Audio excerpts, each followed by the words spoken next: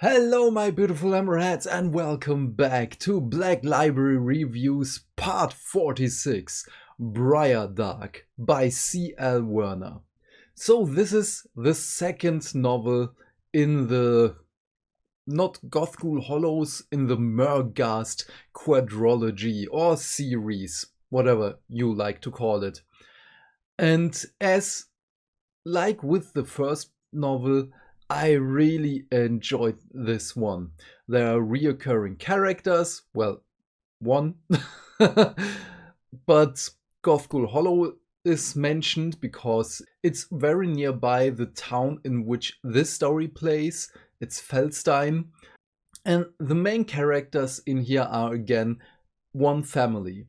Primarily, we follow the daughter, Cecilia, and the father, Samuel. The father is a beast hunter, and well, his job is to hunt beasts to keep the city safe. It's, of course, a dangerous job, especially in Shaiish. Well, in all of the mortal realms, to be fair, but in my mind, Shaiish is a little bit worse because of ghosts and stuff. So more ethereal dangers. And so, of course, one day he got injured, he has an augmatic arm, and his Griffhound isn't the youngest and fastest anymore, so he's a little bit slow. He has to leave him behind at home, which is pretty sad. However, our story kicks in at the point of the city is besieged by a wolf. And, well, of course, his job is to venture out into the forest, into Briardark, and kill the wolf to keep the townsfolk safe. In which he fails. Sadly. And now his son, who wants to be a beast hunter as well, he disobeys his father and just goes out into the wild at night and tries to hunt down the wolf because he knows some tracking skills. Yeah, children. And the sister, Cecily, our other main character, well, she wants to stop him. And on the way, she gets distracted by the son of the townsman, who is basically a bully, so both of them, and he wants to marry her because he's an idiot. He is a good depiction of the toxic masculinity, so yeah, take it as you want it. Because of this distraction, she's a little bit too late, and her brother finds the wolf. And yeah, things go wrong, of course. They get injured, of course. And so it turns out it's not only a wolf, it's a dire wolf, it's an undead thing. So they can't, well, kill it the regular way. So the dire wolf takes a few hits. But after both of them got injured, she gets lucky and hits the dire wolf with her spear on the head. And that seemed to do the trick. But she passes out. After a while, she wakes up, and there is a guy, and he's a physician in exile. He just found her because there was some noise and patches her up. However, slight spoiler, but this is the total beginning. I'm sorry. Her brother dies, and she has to live with the guilt that she was too slow, she wasn't able to stop him, she got distracted, so she starts hating the guy, she starts to hate the toxic dude, and, well, of course her family is also grieving. Her mother is grieving, her father starts to despise her because she wasn't able to stop him, and yeah, it's gets really, really dark for that. And at this point, I was reminded, oh yeah, this is a horror novel. Well, her miraculous recovery, thanks to the physician, was not perfect. Because she starts to change. Her skin feels cold, the veins and the bones get kinda see-through through the skin, and she knows something is up. There is something wrong. So she ventures out back to Briardark to find the physician. I don't want to name him because this might be a spoiler, and I already spoiled the thing. And he's like, oh no, tell me about it. And it is pretty obvious right from the get-go that this guy is evil and he has some ulterior motives in helping her.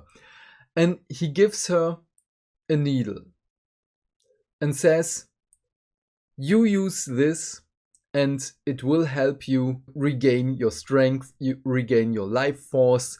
You will not turn into a wraith, a banshee, whatever. And yeah, so this needle, an onyx needle, she has to stitch certain living things in something and it will drain the life force out of it. And so she starts experimenting with it. So first a flower, it works, she feels a little bit rejuvenated. Okay, and then she starts doing more and more and more until, well, you can guess it, she ends up with humans because, well, most of the life energy around her is humans. And so mysterious deaths are around. And we get to see everything from her point of view. This is basically a version of Death Note and the Cursed Monkey's Paw, because even when she stitches someone who she wants to kill, it sounds mean, but it is the truth, it doesn't do it as she wants. This is a major plot point, so I don't want to spoil it really for you, because the reveal was very exciting for me. What happens when the onyx needle has its own will. Doesn't have its own will, I just say it has. And this is the point in which the father just says, okay, this is strange. Something is up. We need help. People are dying. There is no more wolf around. What is happening here? Oh yes, my sister's husband knows things. The sister's husband is Lord Gothgul. So this is the connection, that this series of horror novels is a family story, which I really like. I love reoccurring characters. And even though it's just him, we get to see another version. Not really another version, from a different point of view for Lord Gothgul. Because he's always depicted as the guy who's laser focused on something, and you will not be able to sway him from this direction. And you see this in this novel. I love that. So this is one, again, of the better horror novels, not only because I like the setting, because rather you could give this to someone who has read maybe the first one and hasn't read anything else of the Age of Sigmar universe, and you don't have to explain many things because everything is pretty much contained into this family, into this little town. And when you have read the first one, you know where Gothgul Hollow lies, that everything is in this world called Shaiish. So yes, I love this because this just means that we can recommend these kind of books to more people. And the pacing is also very well defined. Everything starts with, okay, it's a little bit bleak, oh, the brother is dead. Depression! And then a little bit of hope, and then it just goes to from hope to, oh no, something is wrong. something is wrong. Something is very wrong. And it spirals down the staircase. And I never felt that it is too slow or too fast. As every time there is something new introduced, and there aren't many big things introduced in it. There are minor things, but I do like it because it doesn't feel overwhelming. And with the third novel already revealed, The Black-Eyed Saint by Dale Lucas, and with 2 reoccurring characters again, I'm so much looking forward for this series. By the way, Dale Lucas wrote one of my favorite books, Godsbane and Realm Lords. Very good. But yeah, back on track. I kind of digressed there. So this is a little bit of a Night Haunty, Necromancer, Death Note, Monkey's Paw amalgamation. And it is very enjoyable. You really feel for the character, the desperation, and why they're doing things, and you really feel their motivation to do things. That I really, really enjoyed. And of course, one of the positives I always have for these kinds of novels, you can give it to someone who has no idea what Age of Sigmar is. Just give that person the first book in the series. But even then, you don't need the first one. You could read this and the first one after that, and it would still make sense. Because I have to re-listen to the first one, because I don't know if this is after or before the first one. If my memory is correct, this is before the first novel.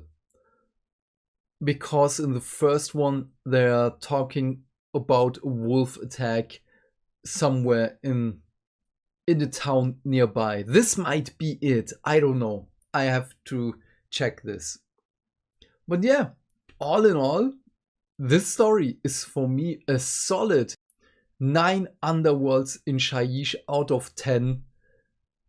And yeah, it is very, very good. C.L. Werner, I bow before you. It's a very good horror novel. And I do recommend every horror fan to read it. Also, there isn't much fighting in it, which I basically don't like for everyone who hasn't seen my reviews as of yet. There is just a little bit of fighting. And that little bit of fighting is also exciting. You feel for the characters. And there are twists in the fight, which I also really enjoy. But yeah, what are your thoughts on this? Please leave your thoughts and questions in the comment section down below. I am keen to know what you have to say. And while you're down there, do all the YouTube stuff, because hitting buttons is fun. Have a great day, my friend. Stay fantastic. Stay hydrated. And I will see you in the next video. Bye!